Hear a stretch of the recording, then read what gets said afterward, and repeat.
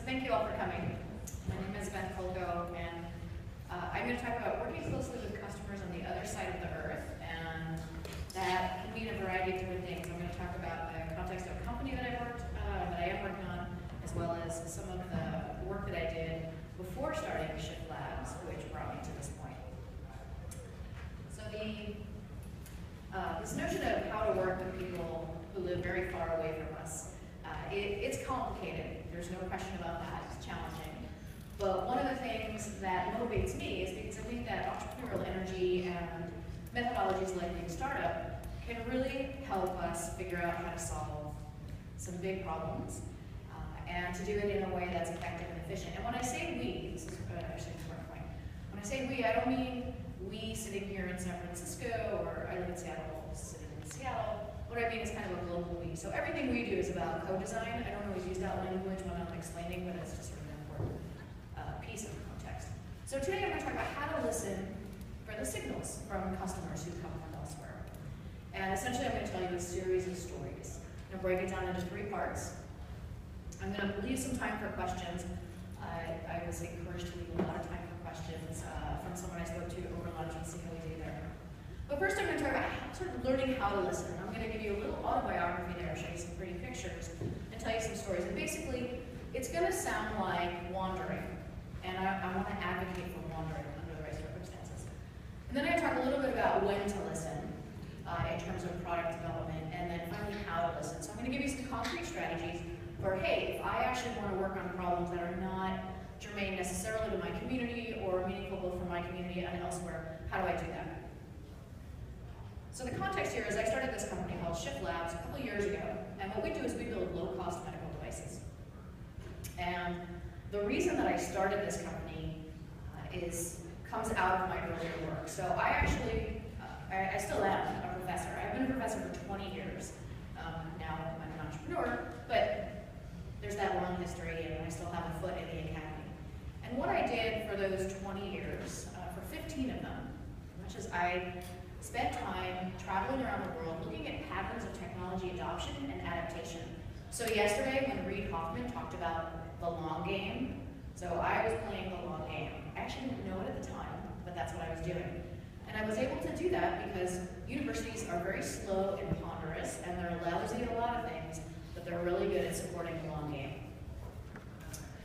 And just because work happens in the university doesn't mean it can't benefit the entrepreneurial community. So that's sort of one of the things that I want to evangelize for. So I spent a long time in a part of the world called in Central Asia. So think anything that used to be part of the Soviet Union and ends in Stan. And I was looking at patterns of mobile phone, computer, internet adoption. So this is a photograph from Tajikistan, which is a small country, about maybe 4 to 5 million people. And one of the things that I noticed, one of the things I was wondering around, I took a picture of this sign, is that there's 7 independent mobile providers in this country of very few people. And so I started asking some questions like, why would there be 7 mobile providers? How can business support that? And it turns out that in Tajikistan, geography is destiny. It's a very mountainous country, and so they have a lot of isolated communities. And so many of these companies would specialize in one community or another, one part of the country. It turns out one specifically was geared only for the border between Tajikistan and Afghanistan, thus facilitating the drug trade. But there are all kinds of things that motivate business. So one of the things that was also very interesting about this work, so I started in 2000, and went for about 9 years looking at the spread of technology, is the way that mobile phones just kind of took over. So originally we were only going to look at internet and computers, and then at some point, like in 2003, we were like, what are we doing? This is really all about the mobile phone. And so we were looking at these communities where you had very wealthy people, and you had people who were not wealthy, but they were all slowly starting to adopt mobile phones. So what you saw was the viability of a market that, from the low end with very basic Nokia phones, all the way up to some of the smartphones, and they would, they get dumped on the market and then snapped up. And then you think, well, this is a technology that's not necessarily optimized for local usage, so what do we do in response to that? Well, we start having aftermarket pieces that we swap in. I can change my keyboard from English to an English and Cyrillic, so now I can text in my native language. So a lot of attention to phones, also really interested in the way actual physical phones work and the way that people use places, physical places, for information exchange. So a phone booth becomes a little Craigslist. And then one of the other things that I do is I talk about non-expert innovation. That's one of the pieces of grounding for the company. So as I found infrastructure crumbling, so this is what happens, right? Your national economy crumbles and your infrastructure disappears, so what do? And it's amazing what people can build. So this is an example of someone living on the sidewalk there in a building, runs out their phone during the middle of the early morning and they plug it in, and now you have sort of a semi-public phone. You go and give that person a couple cents if you want to make a phone call, and at the end of the day they'll wrap it up, bring it back into their house. So just sort of watching what people do as ad hoc solutions, and then what they do as solutions that end up being commercial. So small computers that are created for children in Brazil, for example, which is what those are, they're actual working computers. Or also looking at how cultures of repair spring up. So when your phone stops working and my phone screen cracks, am I going to replace my phone? Well, how do we support, if you can't turn over your product that quickly, what kinds of things can we do? So looking at the way people put together little ad hoc electronics repair shops. So infrastructure is another really important piece of what I look at. So this is Monrovia, which is the capital of Liberia. There's over 1 million people in that city. And when this photo was taken, which I think was 2008, there was no central power infrastructure. No power. So if you had a light at night, it meant you had a generator. So again, thinking, what kinds of opportunities are there? What happens when technology use is shared? It's not individual. So you have use scenarios that very typically look like this, where you have those 3 girls clustered around one computer in a public internet access point. Here in the US, most of our technology use is singular. In many parts of the world, it's more collective. And so how you build, whether it's an app or it's the phone itself, what kind of adaptations would you want to make for a collective usage setting? This photograph I include only because it was taken in about 2003, long before the Arab Spring, and I just really like it. But it's kind of prescient in terms of the way that technology can also operate within a civic space. So if you don't read Cyrillic, that says Internet Cafe, and the name of it is Revolt. Looking at pricing structures can also provide some insight about the kinds of technologies that can be built. So pricing for internet, actual internet usage could be different from what people are willing to pay for games. And so again, drilling down into those fine, detailed learnings as one travels around the world can teach us a lot. And actually, the spread of games and gaming cafes was really pivotal for looking at how technology spreads, particularly through Central Asia, but it's pretty consistent throughout the world. And there's a lot that comes out of looking at early adopter populations as well as late adopter. So one of the other things that we think about a lot is this notion of reverse innovation. I'm not actually really fond of that term, reverse innovation, but what it captures is really important. So basically, reverse innovation meaning things, new ideas get introduced overseas and then they gradually make it back to the US. And mobile money is a really good example of reverse innovation. So in 2008, I signed up for M-Pesa in Kenya, and I could transfer money on my phone and pay bills on my phone, send money to a friend. Super easy to sign up, really fascinating. It's almost 2014. We're working on getting mobile money here in the US. So one of the reasons to pay attention to potential customers who are very far away from you is to also look for ideas for how we might innovate closer to home. But I like to include warning stories because I'm actually secretly a little bit of a Luddite, and I think it's important to remember that not all things related to technology are positive. So this is essentially an example of a Nigerian 419 scam that I got on my cell phone. So it was a text message and it said, hey, you want a lot of money? And I said, great, and I called the number, and they said, so now we just need your ID number, and I said, I don't have a local ID, I have a foreigner, I have a passport. And they said, okay, well, just give us your passport number, and then your full name and everything else, and do you understand? And I was like, oh yeah, I get it. So I hung up. But it was essentially a scam. So the same mechanism that's being used for positive and transformative services can be used for other kinds of services as well. Transportation, huge issue in so many parts of the world. So how do you, what kinds of services or products can you put together for people who really struggle to move, particularly from rural spaces in between places when the national infrastructure for public transportation is not as developed. Traffic, obviously, I mean, that's a problem everywhere. One of the technologies that we built within my lab at the university was a transportation information system, and that came out of watching how people navigated a transportation system that was all run through private contractors. So it was impossible to have any kind of central schedule or mapping system. And so what we built was a thing that independent contractors could put on their buses. It was an SMS-based system, traffic, sort of like the buses kind of. And sort of understanding the patterns of use as well as the infrastructure concerns was really important. So moving people as well as moving goods in many parts of the world, really complicated. This is a gas station, for example. So how are you going to think about transportation solutions when that's what your gas station looks like? And then finally, for us, we make products. And so when we look overseas, we're looking not just at what are the needed solutions, but how are we going to solve those problems. And we make physical things. So I live in the world of atoms, which is a little bit different from bits. So when your stores look like this, where your customers go to purchase things, look like these environments, how do you think about distribution strategies? So that's one of the real challenges, and iterating quickly within that environment, complicated, as I mentioned. Okay, so those are just some examples of sort of how to listen, and so I got to spend 15 years of my life doing that and learning all kinds of things and getting great ideas of what would be good to build. I'm going to guess that most of you don't have that opportunity, and 15 years to do ideation is a really long time in startup land. It doesn't really work, but there are lots of people like me. And so there's a lot of stuff that comes out of universities that can be repurposed and can be useful for gaining some of these insights when people do have the luxury to play the long game.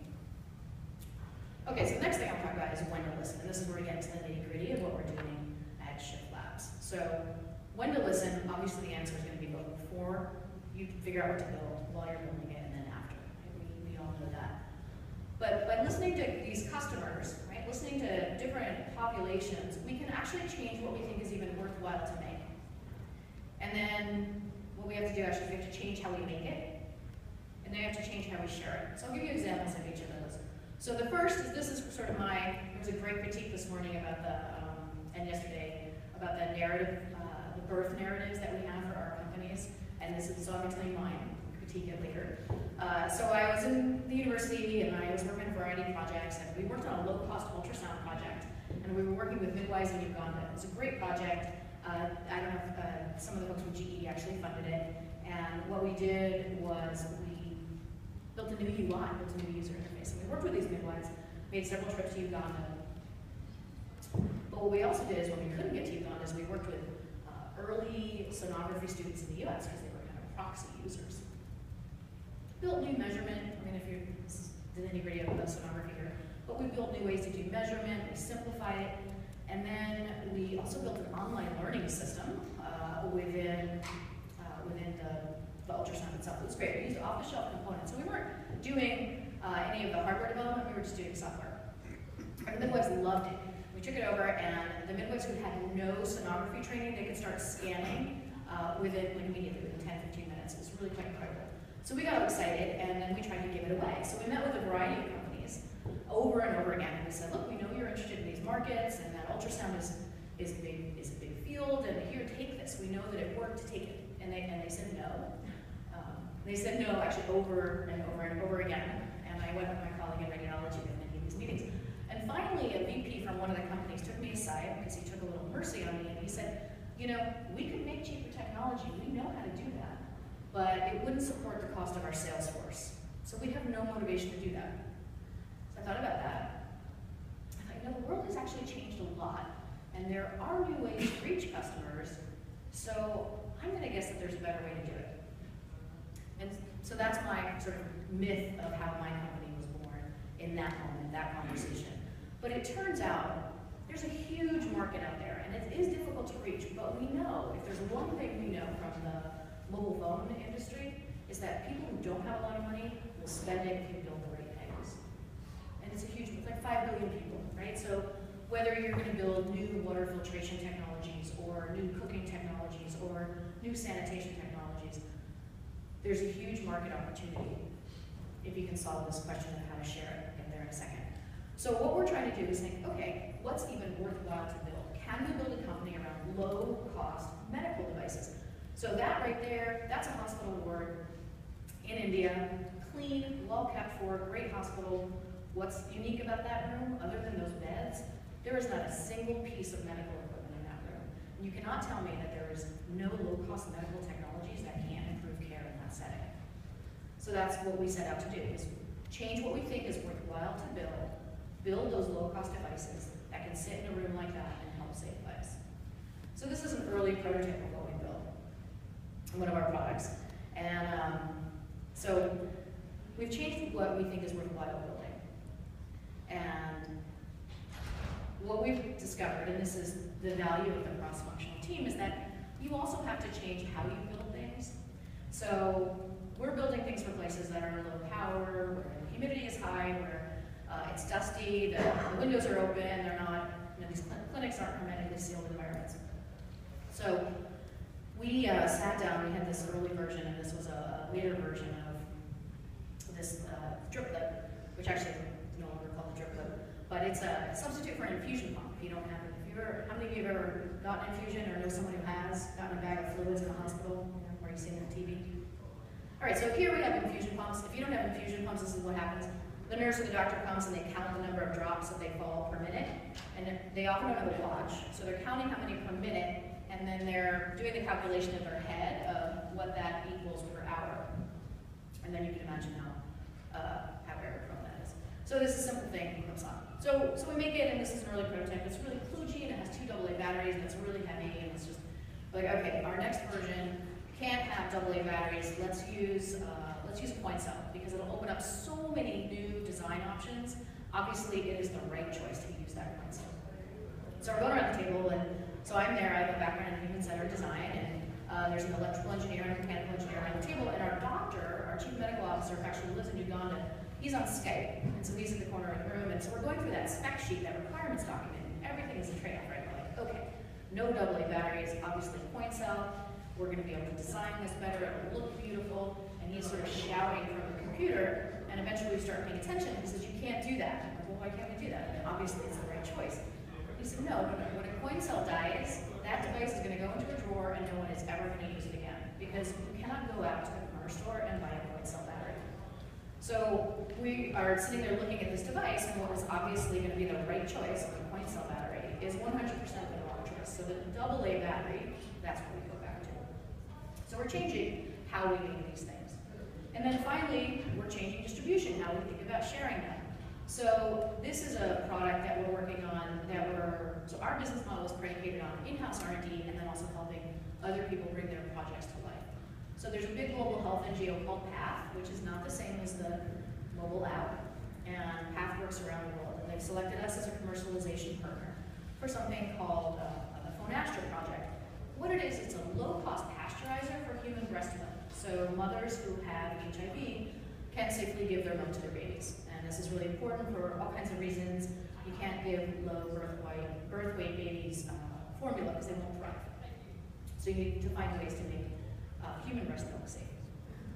So Phonastra is essentially a temperature monitoring system. Those are the component pieces of it. And the way it's been designed has been to be modular. Because again, we want things to stay low cost.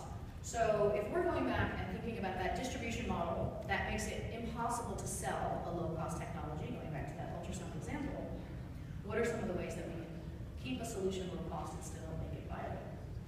And so this is what it looks like. You, the user, you provide your own stove and your own pot, and we tell you how to make the stand and what kind of bottles to get, and then we'll give you that temperature monitoring system, which is actually built around a $35 Android phone. And so our distribution becomes a lot easier. We've got smaller, lighter components. It allows you to reuse things that you already own, and suddenly it becomes more likely to be able to take that low-cost technology and sell it that way. Just as sort of a side note, part of our initial thinking was that we would use 3D printing as part of our distributed manufacturing piece for this kind of modularity. That we would print out things like this, and then people would be able to assemble them. If you've done any work with prototyping with 3D printers, you know that often if you try to print something that looks like this, what you get will end up looking like this. So these are some of the challenges also for thinking about how to share things differently.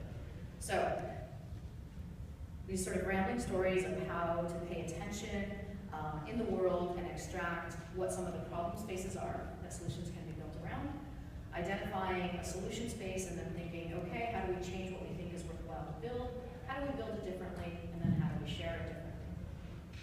Okay, so if you want to embark on this great journey, which I hope you do because there are amazing problems in the world to solve, and it would be great if we could solve some of them. What are some of the resources that are available?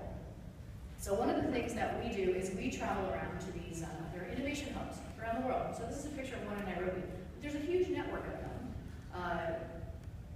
in countries throughout sub-Saharan Africa, as well as Latin America, and also throughout Asia, particularly South Asia and Southeast Asia. And so whether it's Cambodia or, let's see, I think somewhere else here I've got a picture of one from Ethiopia. These are essentially co-working spaces where people come together to work on both software and hardware products, so they're fab labs as well. And they are resources. They're part of the entrepreneurial community, and we're working with them to do UX work on one of our products. So they're an available resource. You can reach out. They all have internet presences.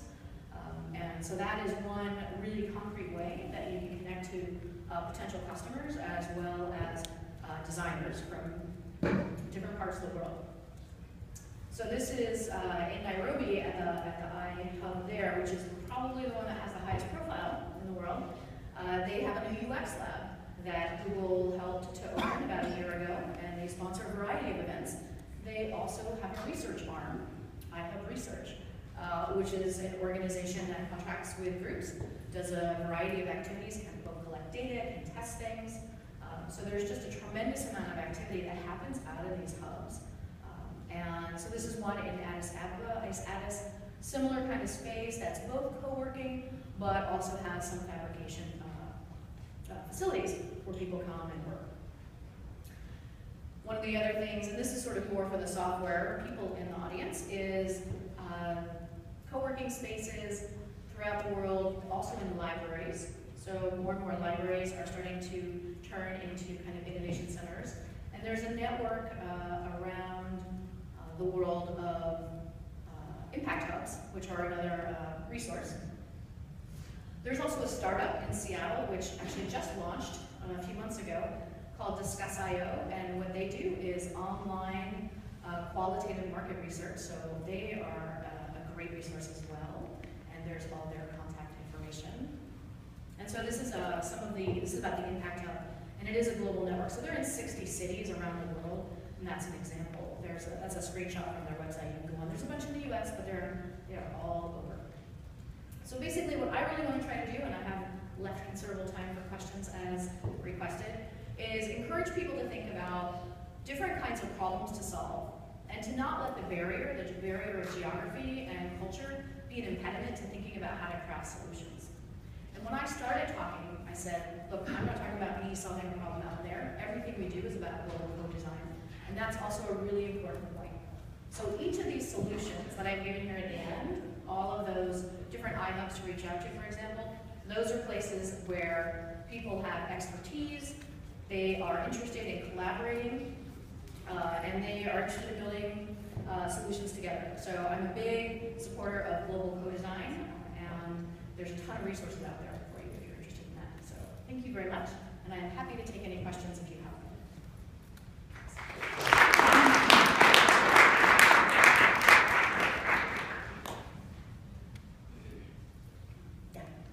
How do you implement lean startup methodology in the regulated environment of medical devices? Because you're developing it here, even though it's going abroad. Well, so there's a talk after this one about lean startup in regulated environments, and I can't wait to hear that talk. So for us, we actually anticipate doing FDA approval for our devices because it helps with marketing. So just because we're selling overseas, we're not ignoring regulation. And actually every country has its own regulatory scheme anyway. So it's not like by selling overseas we get to avoid regulation.